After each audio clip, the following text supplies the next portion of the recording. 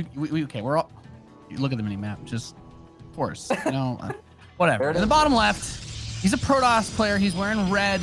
His clan says rye, like rye bread. He's PtitDrogo.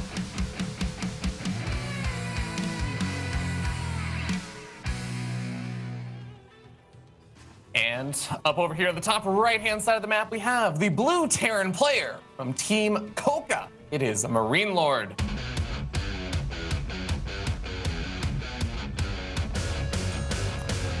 Wow, that is an aggressive proxy location. Yes, it begins already. Also, don't do too much of a disservice to the poor chaps. I believe RYE, that's Raise Your Edge, right? No. Fear Dragon. Yeah, it's Raise Your Edge, but oh my God, Nate. Okay. I was sorry. I was so afraid for a moment. I'm like, is he just gonna go to the bottom right-hand side, like stay on that high ground, not go to the ramp and not see us? But yeah, okay, that's a good scout. At first you were afraid, Ravi? You were petrified? Okay, he's bringing more probes. Well, 5 probes. He's gonna finish. He is going to finish this barracks, though, right? Okay. Yeah. Oh my God, that actually got really close. The NG block. Okay, this. I'm not gonna lie. This is like, I don't know, man. I don't know. He's trying to run some weird plays here, and it doesn't seem like everybody on the field is able to execute this the way he was hoping. The quick eBay block, more quickly denied. He's gonna build a Reaper after this Marine. I don't mind that, but it would have been cool if he could have gotten the Marine onto the natural location where the Nexus was gonna start. He could have delayed that a little bit more, but instead, I think this is just really awkward fumble to start the game. I don't quite like this. I'm gonna be honest with you. It's a very awkward position to be in for MarineLorD. Yeah, when you go for that multi-proxy racks opening as well as MarineLorD, your gases end up coming down a little bit later as well, right? So your factory and everything, all the other tech for a normal one base play does get delayed. Yeah, there's a lot about this that strikes me as unfortunate. Obviously, his intention was not to do a proxy 1 racks, but when you put them that close to your opponent, it's kind of in an obvious location for PtitDrogo to scout. Now, it's not like everything is over for MarineLorD. He's gonna play this one a little bit close to the chest. He builds the command center inside his main. He has the factory, and thankfully, he got the RNG luck for his spawn that he can build his add-on inside his base without having to lift the factory. So that means there's not really any risk of him getting prevented from just building his tech lab immediately, or he can, of course, always just build the Hellion to be safe against the Adept. But it's not the worst case scenario for him. It's a bit unfortunate, but at the end of the day, he's going to have to kind of find a way to get another edge in this map, because if I'm Drogo, I'm feeling pretty happy. Gets the Reaper kill, too. Oof. That's not bad, especially since when you do go for like this faster factory build, you do want to at least try and put some additional pressure on with the Reaper and the Hellions poking across the map. But we're starting to see that at this point, another Adept is actually being rallied across the map, following up with a Stalker. So do you feel, is there like an opportunity here with the Adepts to just prevent an easy Hellion move out, or is it just you don't really mess around with that? Yeah, no, that's exactly what he's doing. It's a soft contain, because what can you have in this situation, right? Based on what he's seen. The Adepts go up with the Shade, and he knows that the factory has no add-on. So at worst, there's a starport somewhere. But if the Hellions are here, if he's doing this little gut check move, he knows that they're not really here, sees that mine. So like, what can actually kill these Adepts? Like, just the Hellion and Reaper will come out and kill it? No, the 3 Adepts can kind of deal with that. So he was putting on a nice little soft contain, but I think realizing, since he couldn't see the starport, I think there's some level of concern there. You want to keep the Stalker at home. But I like having the Adepts out on the map in this type of situation. You don't want the Terran to get greedy and just insta-float the command center over. And if he goes in with the Adepts in a second, he'll see that there's not anything here to protect that base. Okay, so of course we are going to have like the Widowmine drop coming on. There's actually 1 Widowmine, 1 Hellion, 1 Reaper. A very interesting composition, but double Robo follow-up here from Drogo. Nate, I don't think I've seen this very often in PvP. Yeah, I have a feeling that Drogo's... See, this is kind of what I was talking about, though. I have a feeling that Drogo has some weird stuff up his sleeve, and he's becoming a much better reactionary player. I think his success in PvP has kind of been a little bit of a foretelling of that, because that matchup really is all about the mind games and less about mechanics. The Reaper and Hellion, of course, they're not going to really be able to do anything with the shield battery there. But this is what I like about Drogo, though. He does some of this weird stuff. He's got a lot of confidence. MarineLorD did see both robos, by the way. He saw the second one building in the natural. I don't know if he clicked on it. He saw the one completed in the main. Even this one Stalker is going to take a couple of shots at that medevac. That's money to fix it, you know? You're doing something, but he's getting the Warp Prism. And an Observer. Okay, I mean, I was thinking he would go double Immortal and then a Warp Prism or something like that. Yeah, I was thinking like either that or a fast Robo Bay, and then going into like either double Colossus production or double like Disruptor production, something like that. So you have like a big sudden flux of like really powerful units. But this is double Prism. Or Nate, I'm ready. My body's ready for the double Prism. Well, you know, I actually, you know what? Drogo's not that creative. I take it back.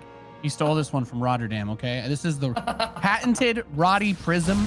Now he has to pay 2% of his winnings in this tournament in royalty fees to Kev. It's a rookie mistake. A rookie mistake. That gets a Stalker, by the way. The Cyclone can't run though. That was a nice body block blink. Yeah. Cyclones are made out of paper mache, the same one that they used for the Vikings, so they're very fragile. You have to be careful with those units. But he does have a good amount of tanks. Like, it's not like he can't defend against an attack deck that would be coming in. Blink is frustrating, but I think the bigger issue is the normal Terran versus Protoss issues, right? You want to get your bio up together. You want to put on pressure. You also want to take your third base, but when you've got to deal with 2 prisms, it's very hard. And there's the charge lots, or excuse me, charge isn't even started yet. But there's a Zealot drop that's going to go into the main base. And you actually brought this up in the pregame, Ravi, that this was something that he took a lot of damage from in his previous TVP series. That Widow Mine is actually going to help these Zealots get more damage done to these workers too. Yeah, a lot of the workers got softened up by it, so they end up dying a little bit faster, but the Warp Prism surviving is big. Funny enough, both Warp Prisms are on the same side over here by the third base, but yeah, I don't know if MarineLorD's gonna see that other weakened Prism now retreating, so he might actually now leave fewer units over his main base. Ravi, he had vision of that Prism with his command center the whole time. I don't know if he saw it. I don't know if he's aware. I don't know what his awareness rating is, but he definitely had it in his vision. So he has some Marines still in his main base. That gives me a slight inkling that he has a rough idea of what's going on. When a Protoss player wants to do this to you as a Terran, it really sucks, and it's very counterintuitive to everything that you feel in your body as a Terran, but you can't really move out. You have to be patient. If your opponent attacks into stimmed bio with siege tanks preset, they're going to have a bad time. But look, he gets the Prism. He deals with the Zealot because he didn't move all of his units out. And now he just needs to bring everything to a unified front to try and stop this big attack. But there's a ton of Zealots coming in for your Dragon. Siege tanks need to target fire down the Immortals and Sentries while the bio kites against the Zealots. It's a lot coming in, but the Marines are coming out of the natural expansion as well to help clean this up. Siege tanks are still getting a lot of damage on it. As you said, those reinforcements arriving are to make or break the difference over here. Remember, the Warp Prism signed off in the main base. His only unit's going to be over here at this very front door. SCVs, a lot of them are going to be going down over here. 18 already going down. And it looks like even though MarineLorD's going to hold, he lost a lot of his economy in the process. If he could have gotten that Warp Prism and the Immortal, I feel like this would have felt a little bit better. But man, that's going to be a really painful cleanup there, Nate. It's hard. That's what the purpose of the second Prism is, right? He wanted to try and get some harass in the main base, but also have the option to reinforce at the front. We know that the charged Zealot, you know, when you use a lot of them like that, it can really put a hampering on a Terran player who's relying on siege tanks. Prism is still alive. Poor Viking dies. But as that Zealot count increases, you know, the Marines are basically your best tool against that. He does have the +1 for his bio, but does he actually have enough to stabilize this third? That's the really big question. It is so difficult. You have to keep in mind the Protoss player is happily mining off of a fully saturated third, so he's pulling in more money than MarineLorD right now. If he is not able to get this third base mining and stabilized, he's going to have such a difficult time ever moving out because he's going to end up in this really awkward spot. Now the Liberator counterattack really like this. He gets 4 probes. He's pushing it back. That's going to really help in this situation. He does have a few of the mules mining on the third, so that puts him a little bit ahead for a brief moment money-wise. And I think that could end up cutting out the ability to reinforce with a handful of those Zealots in this next wave. Gets the Immortal kill too. Very well done. I don't know how that one siege tank is still alive, but happy to see it. The I just started playing Protoss and don't know how to handle my Robo rallies yet. Immortal walked over and died. Did kill a did kill the tank, but that one Immortal, I'm not sure you want to trade one Immortal for one tank. Yeah, it definitely gets a bit awkward, but yeah, Drogo now basically having all of his high-tech unit counts reset. The warp prisms are both now gone. He made 2 prisms, lost both of them now with that final attack in, so there's no way for Drogo to really be aggressive out on the map until he gets enough stalkers that he can start poking around and pressuring, but he's busy getting up Storm. He's busy getting up very, very late forges, where his forges are going to be done after 1-1 is finished up over here for MarineLorD. And now Drogo, as he establishes the 4th base in the bottom right, or the bottom center, well, it's going to leave him very out of position to deal with this drop. He has to recall, and he should have enough over here to deal with this. Focus fires down the medevac, gets one of them, but he's going to lose some stalkers in the process. I actually really like him leaving the medevac behind to get a couple of kills. You know, I think this is something that not enough Terran players will actually do. If he tries to save everything, it's highly likely that he loses it all. But by just sending the medevacs back, he's keeping the most expensive units of the harass alive, and he's going to lose maybe like 300-400 minerals worth of Marine Marauder right there in exchange for probably the same cost of stalkers and zealots, and he even got that 1 high Templar and a few probes. So I think at the end of the day, that's actually a nice little push that's going to allow him to move out and try to secure this 4th base.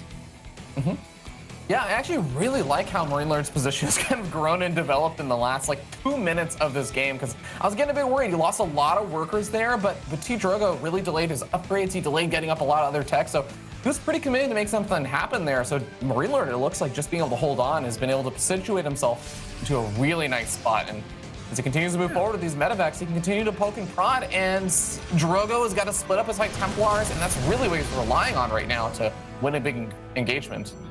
He's also got some pretty good observer coverage too. He's had the sieged observer that has the full vision over the area north of the natural, and he has it pretty far up. I think he could kill it with Marines if he wasn't looking at it, but this gives a really big heads up for Drogo. Look, he's already there. He has the feedbacks available on the Templar. If he tries to get too close, of course, he can always storm it if he tries to force it in to send it, but that will not be the case. I still really like MarineLorD's position, mostly because I felt like the 4th base could have been started a little bit earlier for Drogo. He invested a lot of what could have been that base into a pretty large amount of those Zealot warp-ins. And now MarineLorD's kind of been able to set up a good defense. He's got the sensor tower in the natural. We did see there's a warp prism with 4 high Templar headed to that base, and the missile turret won't really be able to stop it. So while he's kind of being chased out on the field, this little move out he did, he needs to be very careful because the Templar are coming. Yeah, there's going to be some pretty good storms. 3 of them knocking on down 9 SCVs. And that's actually a really good point you brought up, Nate, is that by forcing an engagement with the main army and kind of poking and prodding first, the sensor tower didn't actually catch wind of things. Oh no, the 1 4 Templar, it actually just got left behind. I think it was waiting. It was either a mistake or he was waiting for the SCVs to return. Yeah, it's unfortunate. The prism did get out, so I'm like, I don't know. 1 poor Templar. Maybe he was waiting for SCVs to be sent back to mining, and it was a little bit of like a mind game play.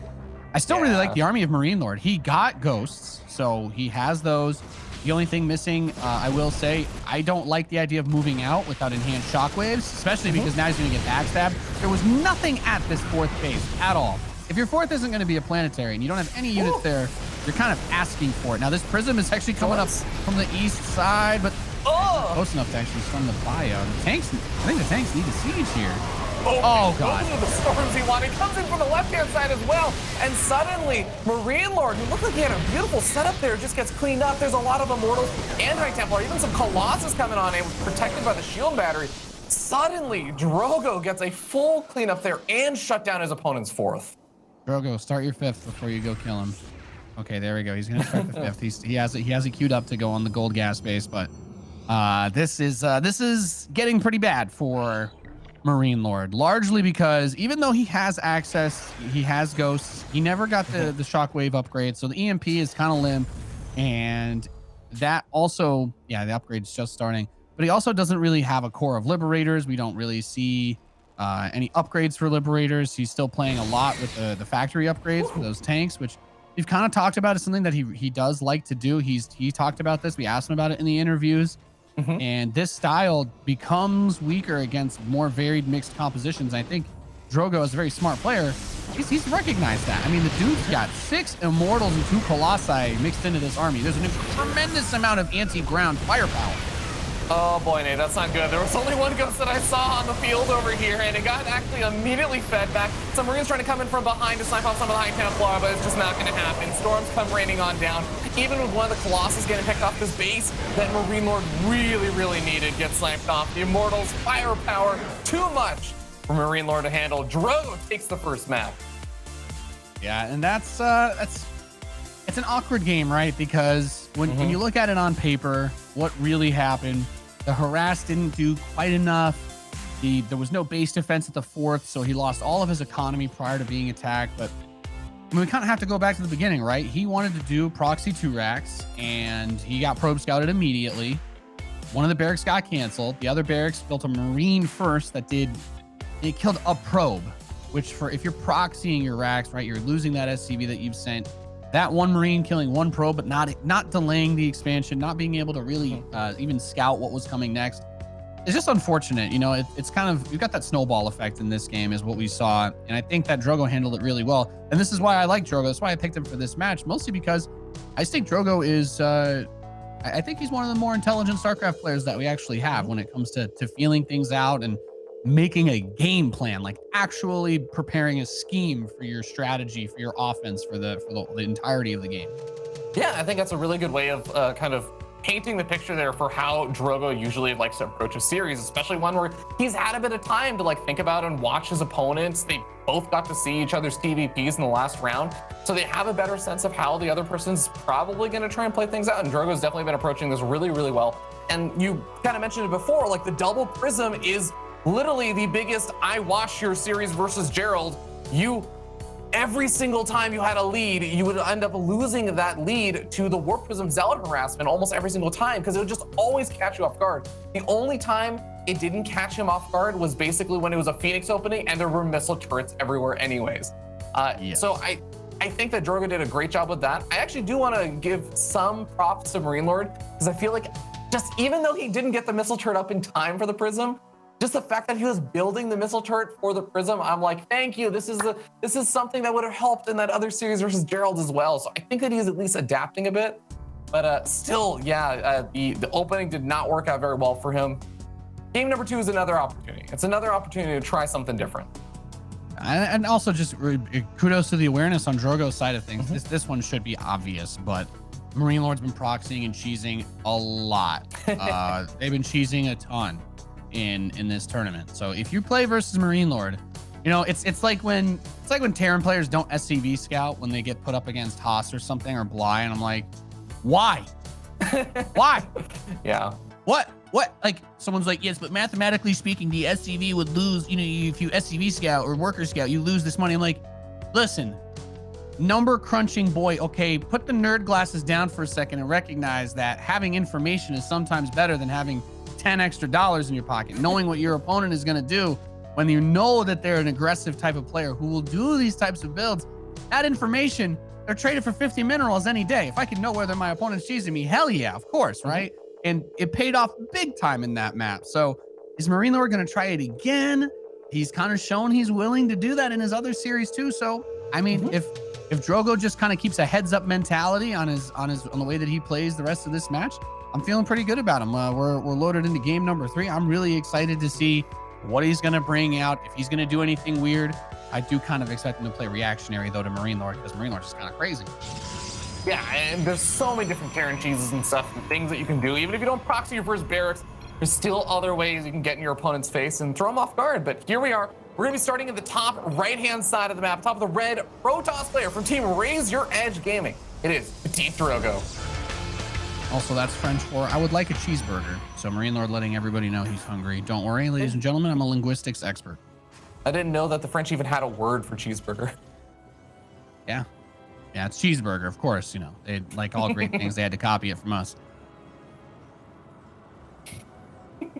I just heard the voice of God in my ear for a second there. That was wild. I thought for a second you Giving me a turned thumbs on a up. weird effect. No. Nobody heard. Yeah. I don't think anybody would have heard that, because Smix should technically be muted to the stream, but I appreciate you agreeing with me. So there's the probe scout, and this just makes sense, right? Why would you not do this? You have the opportunity to put on some harass. You're going to know whether or not you're being proxied without having to go all the way around your own base. and he sees the SCV leave. He knows he's going to be SCV scouted. Cybernetics core goes down first. This is pretty standard now, right? Used to be that you would always go for the Nexus, then the core. Everybody realized, wait, I can kill greedy Terrans very easily if I go core before Nexus. But also, Cybernetics core before Nexus is just, it's bulletproof, right? It gives you everything that you need if you're getting hit with any type of early attack, proxy or otherwise. Yeah, it's a mild little way to compromise and make sure that you have everything that you need to both punish your opponent as well as just deal with the Reaper nice and early on. But Chrono boosting out that first Adept yet again. Drogo's going to be favoring that Adept as the first unit to poke on out, and it worked out pretty well last game, but that was again versus one of those nice old proxies that he was facing off against. This time, it is just going to be the 1-Rax expansion getting up that reactor, and Nate, I'm still expecting to see some Hellions being made. Like, it's been MarineLorD's bread and butter, seems like.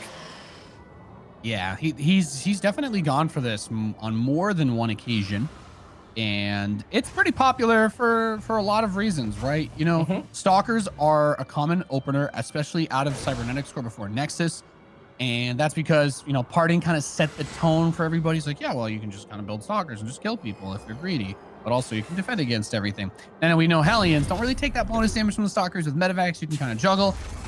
The general rule of thumb for Terran versus Protoss, if you want to be able to get on an even economic keel, you've got to kill some probes at the start of the game. You have to get in, you have to deal some damage, whether it's with the Hellions, with the Mind Drop, with the Cloak Banshee, because Drogo's already racking up points in this game. MarineLorD starts a 3rd command center because he's feeling the pressure, but in this situation, he's building 2 Hellions. There's a Zealot and a Stalker in his natural. These are units that the Hellions and the Reaper are not going to be great against. I don't know what to make of the probe right now, Nate. Was it just a miss? It must have. Okay, it's just a miss rally as he returns back home. But yeah, these units are already doing so much damage. They already managed to actually delay that command center even further. It's finally going to finish up over there at the natural, but another Stalker comes on forward, and now that's going to be poking on because there's no bunker over here. So even if you venture the command center, it can only just turn to orbital command. You can't actually mine from this location just yet. It's a lot of Hellions that are making their way forward, and they are going to be able to snap up at least one of the Stalkers. Will another Hellion go down? I think Drogo might have overstayed his welcome a little bit here.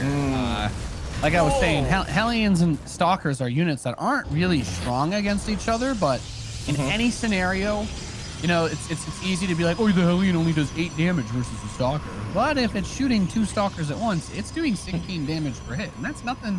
That's nothing to scoff at, Fear Dragon. You have to be careful with those units when they're stacking up, even if they're the big chunky units like the Stalker.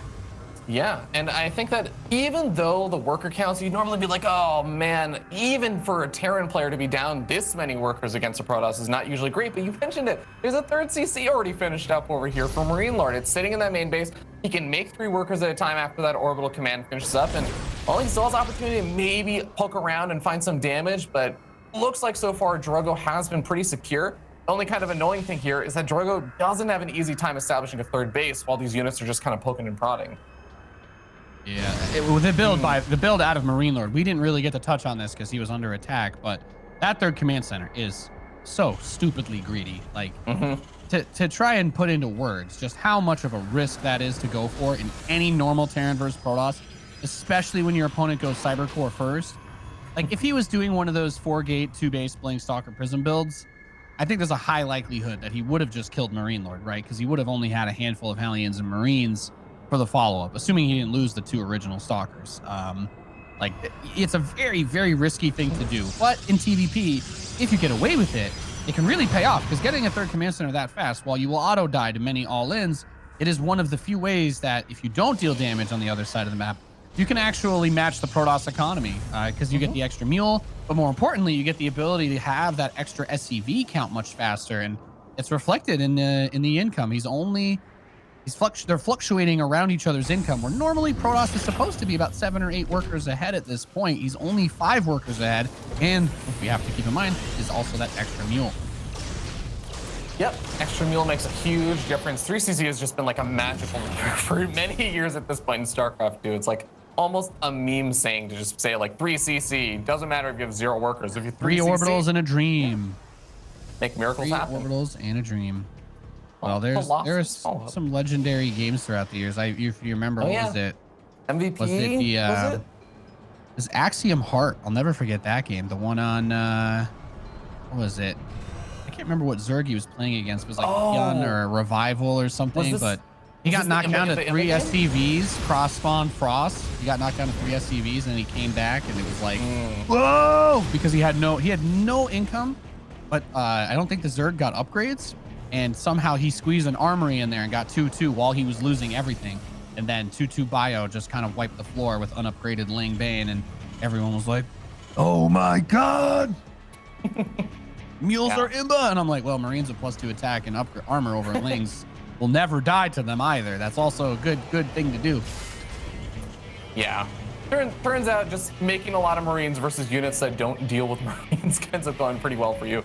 I do want to note Blink Stalkers are going to be poking and prodding over here, but behind this, these Stalkers really don't want to be dying. They just want to be poking and prodding while they set up and make the Colossus transition, everything. The Gateway Flood is still getting set up there for Drogo, so he really wants to be able to force a siege up or buy a bit of time, pick off a unit or two over here. He's able to keep most of these Stalkers alive, but it doesn't seem like they're going to be able to do the time buying he was really looking for quite. He's at least going to be able to finish up Charge and get a second Colossus.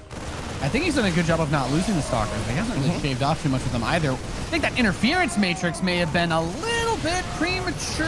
Oh, well, he's going to force to the attack right here. Okay. I was going to say, I was worried that he wouldn't have time to try to jump on top of the Colossus, but as it does end, his tanks are sieged up in range of the Nexus. However, the second Colossus joining complicates things. He has enough energy for one more interference matrix, so he can't knock both of them down, but he can at the very least stall out and buy some time for himself.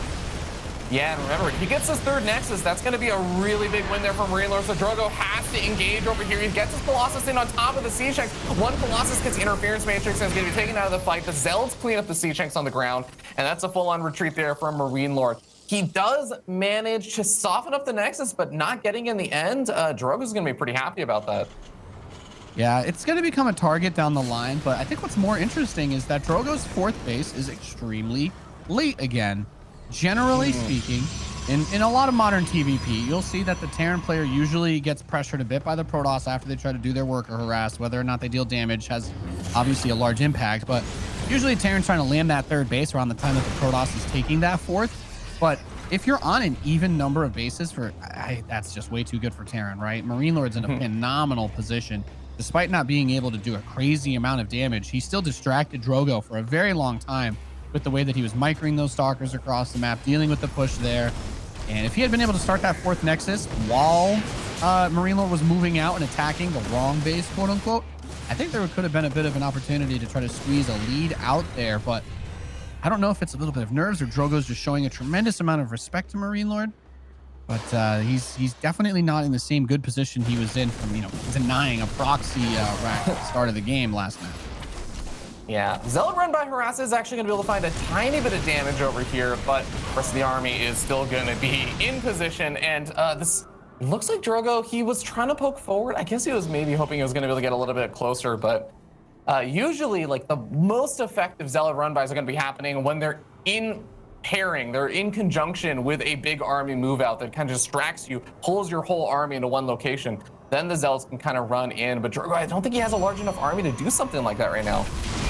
Yeah, Hellions, he kind of held on to, throws into that 4th base. It is done. Probes are there, but not really able to find any purchase with that little prod. However, if he's able to get onto the 3rd again, he did deal a tremendous amount of hull damage to it. And the shields have not completely regenerated yet, Fear Dragon. He didn't use the battery on it. So the Nexus effectively only has 600 health, which is, that's a chip shot for the Bio. Goodbye, Nexus. Yeah. At the end of the day, that attack ends up paying off down the line. It's a long-term investment. Zealot run by manages to get a minor amount of damage done, but I mean, we already see that MarineLorD's actually making a whole lot more happen over here. He just dodging out of the way. The army, the workmanship also ends up falling as it goes into the army a little bit too quickly. This army is getting stemmed up, but another Nexus goes down. As long as MarineLorD gets out of here without losing literally his entire army for free, he is going to be thrilled about how this all went down. Yeah, this is one of those situations where you're like, how did this happen? And the answer is easy. He got a 3rd command center while his natural was still building, and the Protoss player was not aware of it, did not have the tools, it seemed, to try to punish this. And when a Terran player gets a runaway economy, I mean, Terran is usually the slower economic ramp-up race. So when they're able to get that ramp-up done so much faster, becomes incredibly hard to deal with it, because suddenly you're like, normally he should be pushing me with like, you know, a 50 army supply on my third. No, he's pushing you with 60 army supply at your third. Says, oh, he's going to attack my fourth base with, you know, 70 army supplies. So, no, he has 100 army supply. And at that point, you're like, oh my God, he's even got the upgrades too. Like, this Terran player is freaking rich. And this is the result of that. Now, there are still 3 Colossi that can do a lot of damage, but the Archons eat some fat EMPs. They're not going to be able to do it a whole lot. Great spread from MarineLorD. And I think he's going to be able to mop up this army here. I don't know that Drogo's going to be able to run away from this one. GG. Yeah, has to tap out. MarineLorD able to tie up this series about 15 seconds before Storm finishes. So well done there by MarineLorD. And like you said, that 3CC build really paying off. And yeah, just, man, I also feel like a little bit unfortunate there for Drogo to just be slightly out of position there as well. But I think we are going to be heading to a short break, guys, before we move into game number 3. So don't go anywhere. You're watching the DreamHack SC2 Masters.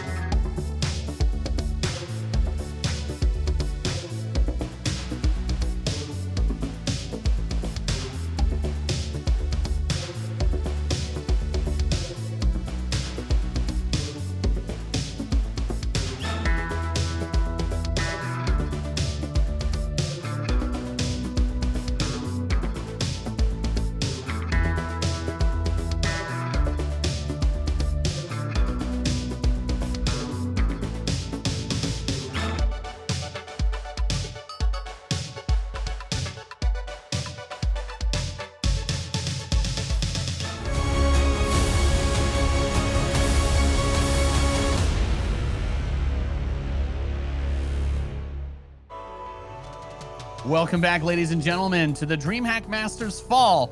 I'm Nathanius, joined by Fear Dragon, and we are currently tied 1 apiece in this Terran versus Protoss series. So if you like watching hillbillies with large guns fight against aliens featuring laser beams and really shiny chrome metal, we've got you covered, because this has been a banger of a match so far, Ravi.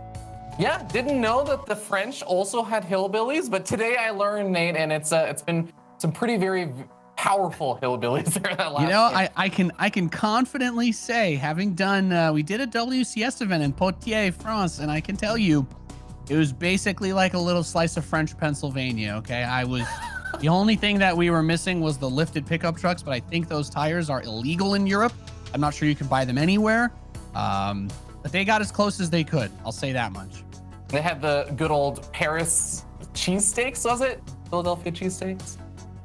I don't know. No, I'm pretty sure cheesesteaks are also banned in Europe for their calorie content.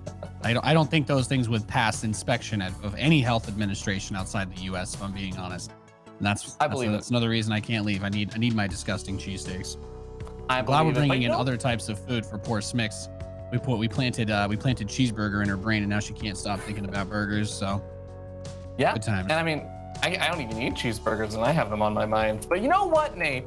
There's one other kind of cheese that France does allow. That's cheese in StarCraft, but we don't. You know, I was really hoping by the time I finished saying that we'd see our SCV moving across the map, but we actually don't. Yes, we do. Nate. Yeah, of course. In the top right, spawning as a red Protoss player for Team Race Rage Gaming, it is PtitDrogo.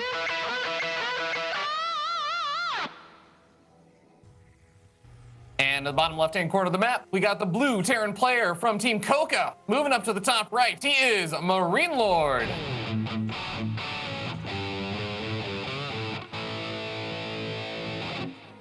Oh my God! One of the players from the last map, and my shot caller got activated, so I'll try to be a little bit more on top of that for you guys. But this proxy, though, what is okay? So this is block. Oh, yeah. So, I mean, I think this would actually hit. Yeah, this would be an NG block before like a Gate Nexus. But you know, Drogo's been opening up Gate Core Nexus every single game, anyways, right? Yeah, I think that's kind of what everybody does, though. That's one of the reasons why you do it. This is actually, in my opinion, one of the greatest counters to that whole argument about whether or not things are efficient, right? Because everybody's so smart. Everybody knows everything because they watch StarCraft from their little leather chairs, and they know everything. And they're like, look, I ran a mathematical equation that says that Protoss has more money if they build the Nexus before the cybernetics core. Okay, and they've never actually played a game of StarCraft, but they're like, look, I ran the numbers. The stats don't lie. And I tell you, the opportunity of having access to that cybernetics core is worth more than the extra probe or two. And people have finally realized it. You know, geniuses like M. Canning and Rotterdam have been doing it forever, but now it's finally trickled down to the poor pro gamers as they have figured out that having that ability to get the early adept or stalker out if you're being cheesed is way better than trying to hold, you know, or 2 Reapers in your base with a Zealot and 6 probes. But also, if you see that the Terran is being greedy, you can go for those types of attacks. Now, the big story about the last map was that he did not actually scout the greedy build that MarineLorD did. He didn't have the super early information that there was going to be this crazy fast third command center. Will we see that again this game? X for doubt. Personally, I think that, you know, it's more likely he's going to build a starport with this SCV that he has on the map instead. But that type of thing is a really good tell about the evolution of StarCraft strategy, because sometimes giving yourself more options on how to respond or how to take the game forward is better than, you know, giving yourself that 5% whatever increase in income. Yeah. So Nate, I have a really weird perception of how this game is going now, because we saw in game number 1 how Drogo with these early gateway units is kind of able to bully things back a tiny bit. And you can see the Hellions have to make their way past the gateway units that were just camping out at the front. These Hellions usually are reliant on getting to the medevac and then elevatoring up to the main base. But a probe has found the starport being built. The Hellions they will actually be able to get up into the main base, but Stalker's actually getting recalled over there. So I actually just don't know how this opening works out at all for MarineLorD. I'm gonna be honest, as weird as it is, killing 3 probes for 2 Hellions is not the end of the world.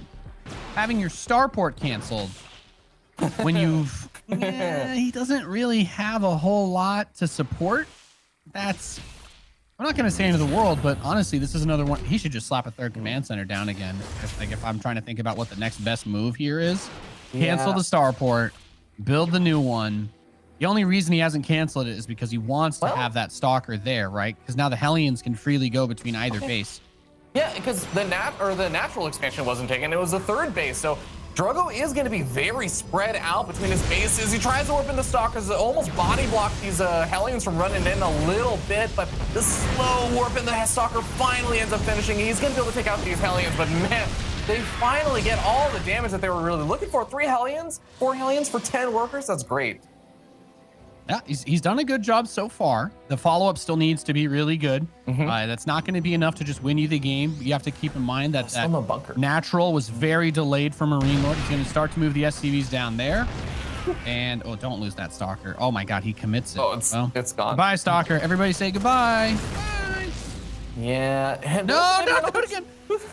Well, here's the rest of the Stalkers coming out. I was going to say, like, if you keep all these Stalkers alive, there's no bunker here. Yes, there's a siege tank up on the high ground, but there's definitely some space to work with. The siege tank is also unsieged, moving down to the low ground. Stalkers see it. They're going to try and jump on the opportunity. Oh, this is way too no. Just no. Oh, okay.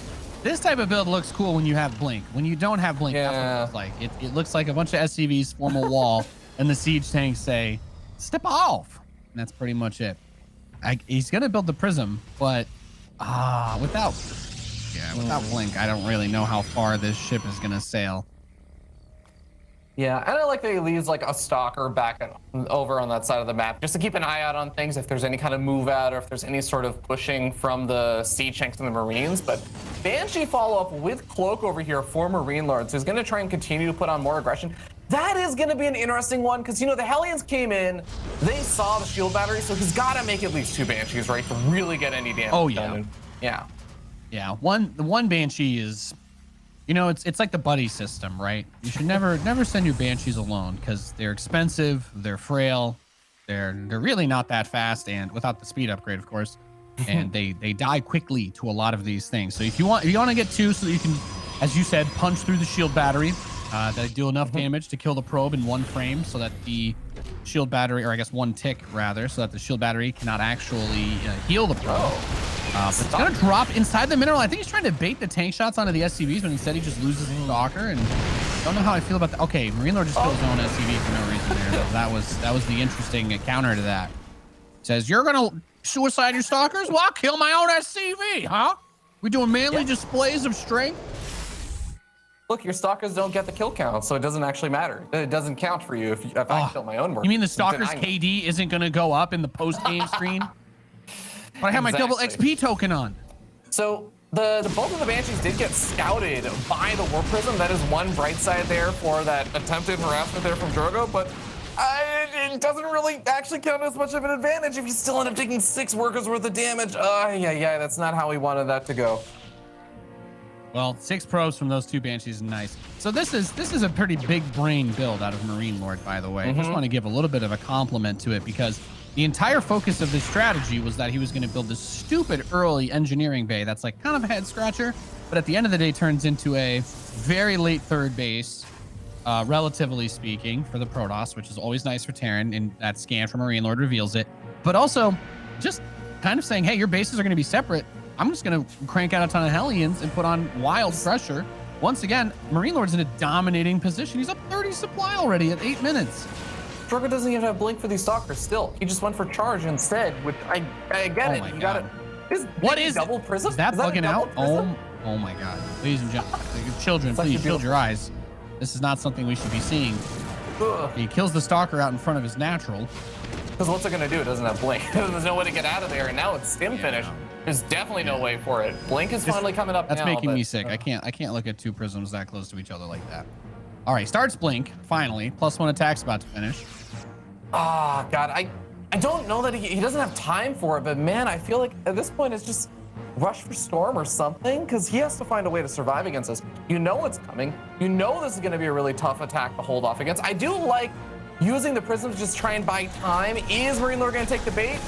Army's in the middle of the map. It is still moving across, and Drogo's just going to go for the Zell Warpins offensively and try to do more damage than he takes. And I don't hate this. I think 2 prisms ends up kind of being funny in that way, but there is not enough to stop the actual army of MarineLorD at all. Like, there's nothing here. Yeah, like there it is. If we could phone in Maynard just for him to have screamed, "That's nothing," that would have. I think that would have probably been the only proper way to cast that fight. He's like, "You've got 15 zealots in my base.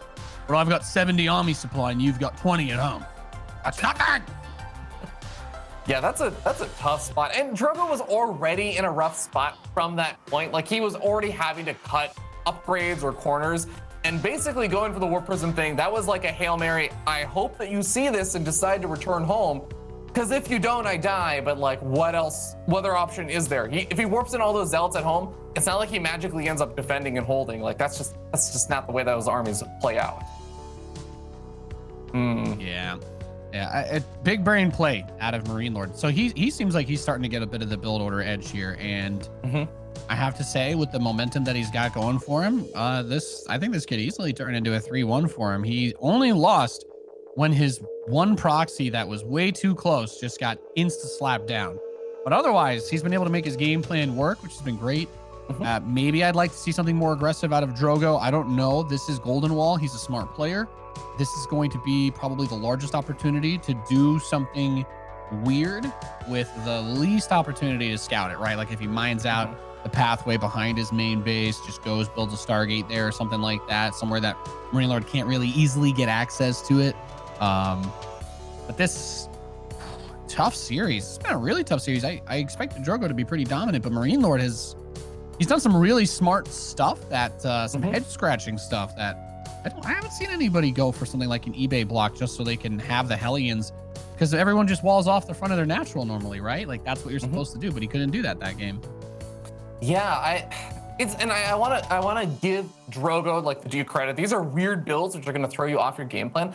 I do feel like the thing that I feel Drogo has been like lacking, and I get it, again, like you're getting weird stuff thrown at you, you're getting put into positions you're not usually familiar or comfortable with probably, but I do feel like it's like the execution that Drogo sometimes is lacking. Like, it's not easy. You don't want to paint this as like this is an easy hold for Drogo if he just executes properly. It's not like that. But you can imagine like those Hellions run in, if they don't get like 12 worker kills or something when they just run into the main base, because Drogo had a few more units positioned over by his main, or he had his 2 stalkers at the ramp instead that were held position, like you can avoid a lot of that damage. Drogo suddenly isn't playing from massively behind there. Like, I feel as though even in the game before that, even though that army like did that giant run by and killed off like the 4th base and the 3rd base and that the game on, I think it was Ice and Chrome, if Drogo's army is not in the middle of the map, like trying to come around from the side, and his army's just there to defend the 3rd base, that army doesn't just get to do like that massive run by and snipe off 2 Nexus, and now MarineLorD's just drastically further ahead. I feel like Drogo is so close to just making all of this work. He's so close, but just the execution, it's just barely missing the mark sometimes. Yeah, well, this best of 5 has just been memes, really. It's just been mind games, right? It's proxies, proxy barracks, proxy starports, engineering bay rushes, and your opponent's natural. It's just been absolutely crazy. And one of the crazy men here in the bottom right of Golden Wall, the blue Terran player from Team Kolka, he is MarineLorD.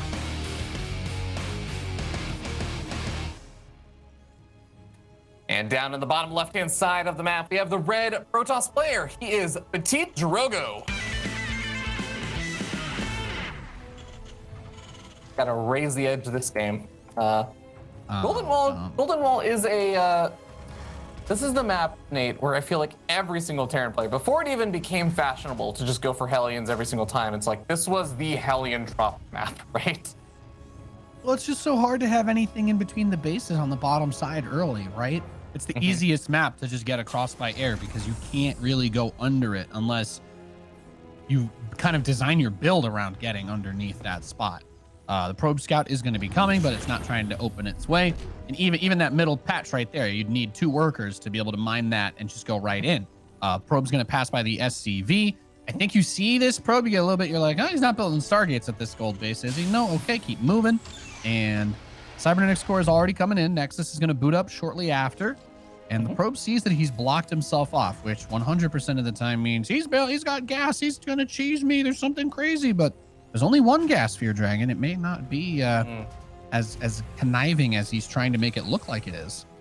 Yeah, I like that you also mentioned the minerals in the center, because Drogo actually deliberately darted his probe down a little bit further south to confirm that none of the minerals had been mined out, because, you know, there is the potential that a couple of those workers do mine out those minerals and start proxying barracks on there or something on the other side of that. But yeah, at least it eliminates a couple of these possibilities, even if he doesn't know exactly what the gas count is. But it is, yeah, like you said, just going to be a single gas and a 1-Rax expansion that is just trying to masquerade as a more aggressive opening. Yeah. So he tried to sell an idea to him, and he has at the very least forced Drogo to send a probe to literally every single base on the map, because he's like, all right, there has to be a proxy somewhere. Is it an armory? Is it a fusion core? Is it a starport? Is it, is he going to proxy a tank? Who proxies a tank? But we know, as we get to be the armchair generals here from our cushy caster seats at home, or I guess you might be standing. We know that there's nothing that crazy going down. He kind of debated him. Yeah. And we even got just reactor Marines, no Reaper or anything going to be coming on out. Since this isn't exactly the best map for Reapers anyways, but Drogo is at least going to be able to get that wall off at the natural. He's not going to have to worry about it like he did last game, where just take a natural at his third base instead. So he'll be at least set up defensively well to just try and deflect whatever kind of early aggression that MarineLorD throws at him, which it turns out it's going to be a Widow Mine drop. I haven't seen a single Hellion made this game, Nate. Wow. Well, he's kind of just breaking it down to the basic bread and butter of StarCraft. And I wouldn't even be surprised if he yeets these Marines at PtitDrogo to try and distract him for when the mine drop does eventually go in. That would at least be my assumption. Yeah, he's going to send these Marines straight forward. And what he might do is, if the medevac gets there and he feels safe that he can just go in and drop the mines, he will do that. But if he gets any inkling that will not be the case, then I actually expect him to just bring that medevac forward to the Marines to actually just turn it into a push, which is one of those, it's kind of like a little bit of like an RPO type move that Terrans can do versus Protoss when they do this build to really have the ability to get that like little gut check, if you know what I mean. Yeah, do you load up the Marines that are back at home with this and head in with a Widow Mine? No reason not to, unless you're worried about being attacked. He's going to leave them there because he doesn't want to risk everything in the medevac in case like there's a crazy fast blink. Of course, we know there isn't crazy fast blink, but the observer did see the medevac. So he's going to come over there and see all those stalkers. And then I think, well, he brought the Marines home. So he's not going to try and do any sort of audible type move here. He's just going to do the standard Terran, throw Widow Mines at them and pray they stick. By the way, one probe not mining the gas on the south geyser of the main base. He's just been chilling there. Oh, that's Get back to work! Get back to work! That can actually really throw off your build. I mean, especially considering, you don't exactly get your third and fourth gas geysers crazy fast or anything. So, well, Widow Mine's going to be coming on in. And hey, you know what? It's 5 workers for 2 Widow Mines. Okay, but you know what actually, Nate? I think Drogo should realize now. No, he still didn't realize there's only 2 workers. Yeah, the two idle workers. Well, hey man, if the idle workers never go back to work, then they won't be in the mineral line to get hit by the mines. There you go, 3,000 IQ plays. Stay home from work, kids. There you go. So if you don't double robo pay, what does it mean? It means he's really distracted by that mine drop. Damn, son. Yeah. There's the cancel. Oh. He like, realizes it. He's like, oh. I'm gonna get thermal lance and observer speed. Yeah. Hey, man, could theoretically, right? Could be want to do the fastest Colossus range drop of all time. He's like, Colossus drops are overrated because you never have range with them. But in the year 2020, we find new ways to do funny builds. Yeah. One observer does get picked off. Drogo still has 2 observers on the south side of the map, but nothing to spot out that drop moving in toward that third base, and it looks like it's going to go straight over to the natural, ignoring the third entirely. Where are the units of Drogo right now? He's got 4 stalkers that are kind of between the natural and the third, but the drop, where did the drop even go? Yeah, where did the drop go? Oh, it's underneath the third. That's an awkward place to have the camera. Oh, he uses the Raven and the auto turret to bait all the units over to the third, and then he moves into the natural. That's a really nice play. And these Marines are in actually a very awkward spot for zealots and stuff to defend, but it's all stalkers out right now, so not a concern. Okay, I'm getting the impression that we do have a technical thing going on, so we should probably be a little more descriptive in what's going on. Of course, you guys can see the mini map, so at least you guys have that. But we've got a big push coming out from MarineLorD. It looks like the camera might just be stuck on MarineLorD's base, tragically. Okay. So let's see what happens. Let's do a little radio type cast then for us. Or we'll cast off the mini map. He's gonna be taking a little bit of a posture on that north side by the gold base. Yeah, he's gonna be trying to pull forward.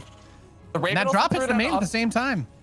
Yeah, this is actually a really nice multi-pronged aggression over here from MarineLorD. He's also trying to use the Sea Shank to knock out a lot of PtitDrogo's units. The Widowmines get some great hits off. There's barely a single Colossus, a Stalker, and a Sentry left over. MarineLorD is going to pounce on the opportunity. Even with some of the reinforcing Zealots, it does seem like PtitDrogo lost a lot of his high-value units there. The drop of the main base finally gets cleaned up. But now MarineLorD has the opportunity to move over toward the third base of Drogo. He's sniping off probes that are completely undefended as PtitDrogo tries to get back in position to help defend his mineral line. And it's just too much damage has already been done at this point. Yeah, he wiped the floor with the army. Pretty good number of probe kills. If there was anything that I would say, you know, we kind of going back to like a more of a normal PvP type scenario. Oh my God, that siege tank is still there, backed up by the mines too. So yeah, that should not die yet. But his third base is still going to be pretty late for MarineLorD. So he's still kind of in that I need to kill you mode. He does have a drop that's going to be double drop, actually swinging into the main base while he tries to push that third again too.